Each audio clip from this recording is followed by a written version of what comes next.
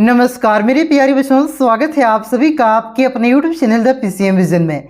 प्यारे बच्चों, जैसा कि आप सभी को मालूम है कि झारखंड बोर्ड क्लास 10th के विद्यार्थियों के लिए फिर से 5 सेट मॉडल प्रश्न पत्र जारी किया गया है। और ये जो मॉडल प्रश्न पत्र है आपका कोडरमा के शिक्षा विभाग के द्वारा जारी किया गया है। और ये जो मॉडल प्रश्न पत्र में आपको जितने भी क्वेश्चन दिए गए हैं आप सभी के बोर्ड एग्जाम की दृष्टि से काफ़ी ज़्यादा इंपॉर्टेंट है। यहाँ से बहुत सारे प्रश्न आप सभी के बोर्ड एग्जाम में डायरेक्ट देखने को मिलेगा। तो कुछ पढ़ें या ना पढ़ें, ये 5 सेट मॉडल प्रश्न पत्र आप लोग जरूर पढ़िएगा। तो आज के इस वीडियो के माध्यम से हम लोग क्लास 10th सामाजिक विज्ञान के मॉडल प्रश्न पत्र को डिस्कस करने वाले हैं और सेट 1 के मॉडल प्रश्न पत्र को इस वीडियो में हम लोग डिस्कस करेंगे। तो वीडियो पे आप लोग अंत तक बने रहें और चैनल पे पहली बार आए हैं तो चैनल को सब्सक्राइब जरूर कीजिएगा, क्योंकि इस चैनल के माध्यम से आप लोग क्लास 10th बोर्ड एग्जाम की तैयारी बहुत ही बेहतर तरीके से कर सकते हैं। तो चलिए शुरू करते हैं और देख लेते हैं एक एक करके सारे क्वेश्चन को। तो सेट 1 का पहला क्वेश्चन है बच्चों कि जब फ्रांस सीखता है तो बाकी यूरोप को सर्दी जुकाम हो जाती है, किसने कहा था? तो ये जो कथन है आपका मैटरनिक का है। मैटरनिक ने ही कहा था कि जब फ्रांस सीखता है तो बाकी यूरोप को सर्दी जुकाम हो जाती है। ऑप्शन नंबर ए इसका करेक्ट आंसर होगा। आज रखिएगा, ये जो मैटरनिक है इन्होंने ही आपका 1815 में हुए वियना सम्मेलन, जिसे वियना संधि भी कहा जाता है, इसकी अध्यक्षता क्या था, इसे भी आप लोग ध्यान रखिएगा। उसके बाद देखिए अगला क्वेश्चन है आपका कि 1804 की नागरिक संहिता को आमतौर पर जाना जाता है। तो 1804 की नागरिक संहिता को आमतौर पर आपका नेपोलियन संहिता के नाम से भी जाना जाता है। ऑप्शन नंबर 20 का करेक्ट आंसर होगा। उसके बाद देखिए अगला क्वेश्चन है कि बाबा रामचंद्र कौन थे? तो बाबा रामचंद्र एक आपका गिरमिटिया मजदूर थे।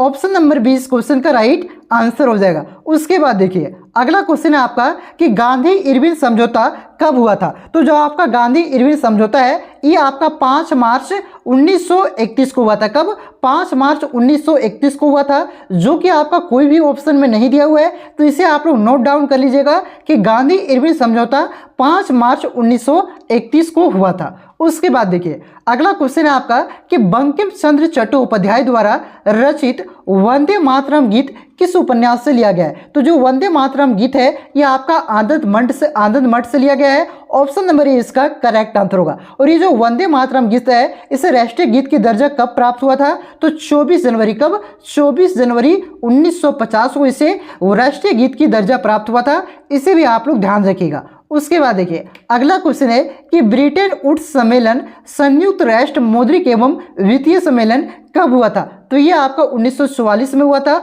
ऑप्शन नंबर 20 का करेक्ट आंसर होगा। उसके बाद देखिए अगला क्वेश्चन है आपका कि किस उद्योग में स्पिनिंग जेनी मशीन का इस्तेमाल शुरू हुआ? तो जो आपका सूती कपड़ा उद्योग है इसमें आपका स्पिनिंग जेनी मशीन का इस्तेमाल शुरू हुआ था। ऑप्शन नंबर ए इसका करेक्ट आंसर होगा। और ये जो स्पिनिंग जेनी मशीन है इसका आविष्कार किसने किया था? तो याद रखिएगा जेम्स हरग्रीव्स ने इसका आविष्कार किया था। और कब किया था? तो 1764 ईस्वी में। इसे भी आप लोग ध्यान रखिएगा। उसके बाद अगला क्वेश्चन है कि किस समाचार पत्र ने वर्नाकुलर प्रेस एक्ट से बचने के लिए रातों रात अपनी भाषा बदली? तो ये था आपका अमृत बाजार पत्रिका। अमृत बाजार पत्रिका आपका पहले बांग्ला भाषा में प्रकाशित होता था, लेकिन इस एक्ट से बचने के लिए रातों रात अपनी भाषा बदलती है और ये आपका अंग्रेजी भाषा में प्रकाशित होने लगता है। ठीक है, इस क्वेश्चन का right answer option number C हो जाएगा। उसके बाद देखिए अगला क्वेश्चन है कि होसे मेला का आयोजन कहाँ होता है? तो होसे मेला का आयोजन आपका त्रिनिदाद में होता है। ऑप्शन नंबर सी इसका करेक्ट आंसर होगा। उसके बाद देखिए अगला क्वेश्चन है आपका कि भारत में कैनाल कॉलोनी किस प्रांत में बनाई गई है? तो ये आपका पंजाब में बनाया गया है। ऑप्शन नंबर सी इसका करेक्ट आंसर होगा। उसके बाद देखिए अगला क्वेश्चन है कि श्रीलंका स्वतंत्र राष्ट्र बना। तो श्रीलंका कब स्वतंत्र राष्ट्र बना था? तो ये आपका 1948 में बना था। ऑप्शन नंबर सी इसका करेक्ट आंसर होगा। पूरा डेट पूछे तो याद रखिएगा 4 फरवरी 1948। ठीक है। उसके बाद देखिए उसके बाद अगला क्वेश्चन है कि यूरोपीय संघ का मुख्यालय स्थित है।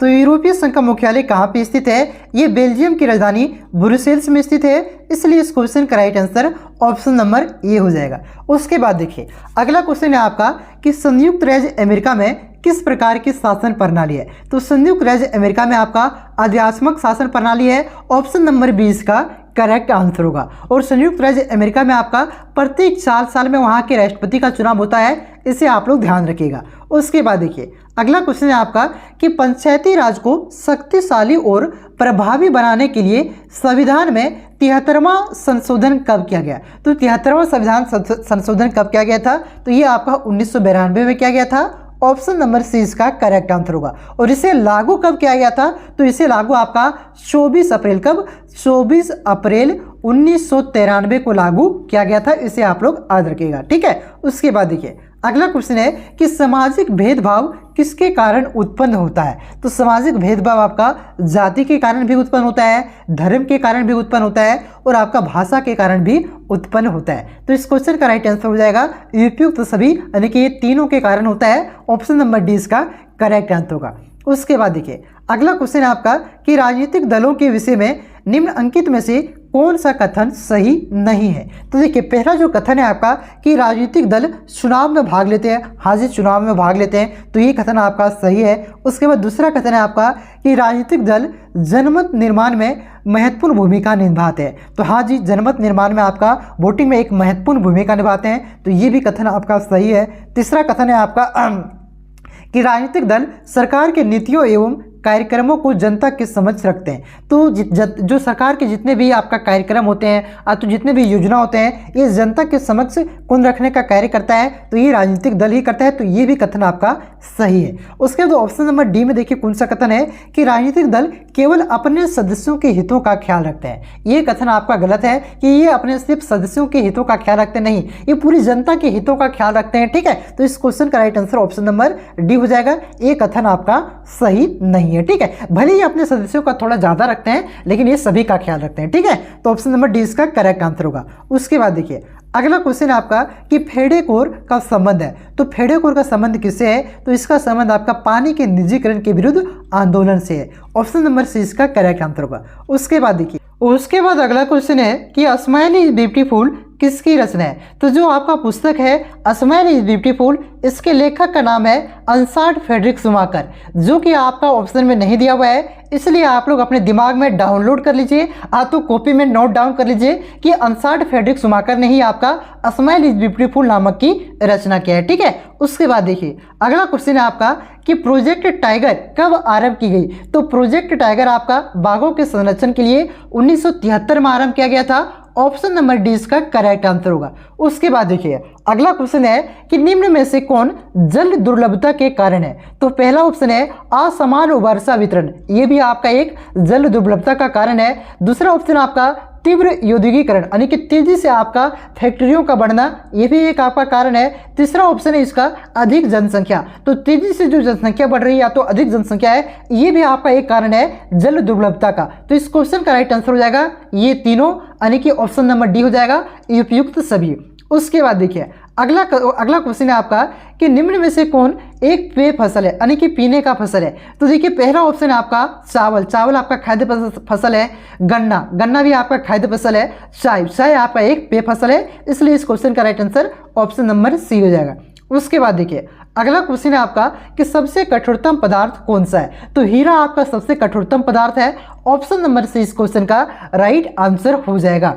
उसके बाद देखिए अगला क्वेश्चन है कि जमशेदपुर में स्थित निजी क्षेत्र का लौह इस्पात उद्योग का क्या नाम है? तो जमशेदपुर में कौन सी फैक्ट्री, कौन सी कंपनी का फैक्ट्री उपलब्ध है? तो ये आपका टाटा का है, जिसे क्या कहा जाता है? टिस्को कहा जाता है। टिस्को का फुल फॉर्म क्या होता है? कमेंट करिए, देखिए मैं बता देता हूँ। Tata iron and steel company TISCO का फुल फॉर्म है, जिसकी स्थापना कब हुआ था? 1907 में, ठीक है, ध्यान रखिएगा। उसके बाद देखिए अगला क्वेश्चन आपका कि भारतीय रेल परिवहन को कितने क्षेत्रों में बांटा गया है? तो भारतीय रेल परिवहन को आपका 17 क्षेत्रों में बांटा गया है, जो कि आपका ऑप्शन में नहीं दिया गया है, तो नोट डाउन कर लीजिए इसे कि भारतीय रेल परिवहन को आपका 17 जोन में बांटा गया है, 17 क्षेत्रों में बांटा गया, ठीक है। लेकिन यहाँ पे सबसे नजदीकी ऑप्शन आपका 16 है, तो इसे भी टिक कर सकते हैं, लेकिन 17 इसका सही आंसर होगा, ठीक है। चलिए आते हैं नेक्स्ट क्वेश्चन पे कि भारत के 4 महानगरों को जोड़ने वाला सड़क को क्या कहते हैं? तो उसे स्वर्णिम चतुर्भुज कहते हैं। क्या कहते हैं? स्वर्णिम चतुर्भुज कहते हैं। ऑप्शन नंबर सी इसका करेक्ट आंसर होगा। ये कौन से 4 महानगर को जोड़ता है? तो दिल्ली, बम्बे, कलकत्ता और ये चेन्नई, ये 4 महानगर को जोड़ता है, इसलिए इसे स्वर्णिम चतुर्भुज कहा जाता है, ठीक है। उसके बाद देखिए अगला क्वेश्चन है आपका कि कपास के फसल को कितने पाला रहित दिनों की आवश्यकता होती है? तो इसे 220 दिनों की आवश्यकता होती है, 210 दिनों की आवश्यकता होती है। ऑप्शन नंबर सी इसका करेक्ट आंसर होगा। उसके बाद देखिए अगला क्वेश्चन है आपका कि लोगों के लिए विकास का अर्थ किस प्रकार के होते हैं? तो देखिए सभी के लिए आपका विकास का अर्थ अलग अलग होता है। विकास किसी के लिए अभिशाप होता है तो विकास किसी के लिए आपका वरदान होता है। अभी यहाँ पे ताज़ा ताज़ा एग्जाम्पल लेकर के सुनेंगे। आप लोगों ने सुना होगा कि जम्मू कश्मीर में आपका लिथियम का भंडार मिला है। तो ये जो लिथियम का भंडार मिला है ना, ये हमारे पूरे भारत के लिए एक विकास साबित होगा, लेकिन जम्मू कश्मीर के जो वहाँ के आसपास के लोग हैं उसके लिए अभिशाप साबित होगा, क्योंकि वहाँ पे पानी प्रदूषित होगा, वहाँ पे वातावरण प्रदूषित होगा, ठीक है, वहाँ पे काफ़ी ज़्यादा फैक्ट्रियाँ लगेगी। तो ये पूरे भारत के लिए विकास होगा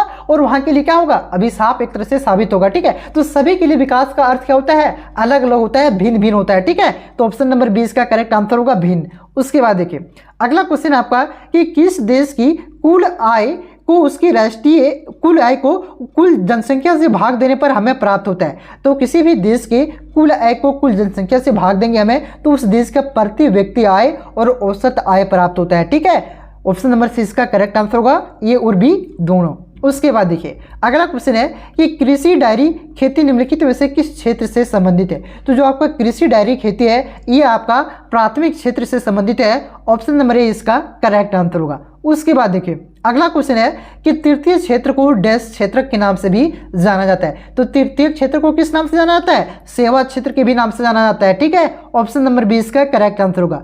उसके बाद देखिए अगला क्वेश्चन है बैंक जमा राशि को बड़े भाग का उपयोग किस लिए करते हैं? तो जो पैसे हम लोग बैंक में जमा करते हैं ना, उस पैसे का बैंक क्या करता है? तो उसे क्या करता है? दूसरे को कर्ज लेने के, ऋण देने के रूप में प्रयोग करता है। ठीक है, तो ऑप्शन नंबर ए इसका करेक्ट आंसर होगा ऋण। उसके बाद देखिए अगला क्वेश्चन आपका कि विनिमय का माध्यम किसे कहा जाता है? यानी कि लेन देन का माध्यम किसे कहा जाता है? तो लेन देन किसके माध्यम से करते हैं? मुद्रा। ठीक है, तो मुद्रा को विनिमय का माध्यम कहा जाता है। ऑप्शन नंबर सी इसका करेक्ट आंसर होगा। उसके बाद देखिए अगला क्वेश्चन है कि विश्व व्यापार संगठन जिसे क्या कहते हैं? WTO वर्ल्ड ट्रेड ऑर्गेनाइजेशन की स्थापना कब हुई थी? तो कब हुआ था? 1995 में। देखिए कोई ऑप्शन में दिया क्या? नहीं दिया हुआ है, तो नोट डाउन कर लीजिए कि विश्व व्यापार संगठन की स्थापना आपका 1995 में हुआ था। इसका मुख्यालय कहाँ है? तो जेनेवा में। जेनेवा कहाँ है? तो स्विट्जरलैंड। ठीक है, स्विट्जरलैंड के जेनेवा में इसका मुख्यालय। उसी से रिलेटेड क्वेश्चन है देखिए कि विश्व व्यापार संगठन का मुख्यालय कहाँ है? तो विश्व व्यापार संगठन का मुख्यालय आपका जेनेवा में है। ऑप्शन नंबर सी इसका करेक्ट आंसर होगा। उसके बाद देखिए अगला क्वेश्चन आपका कि उपभोक्ता आंदोलन का उदय कब हुआ?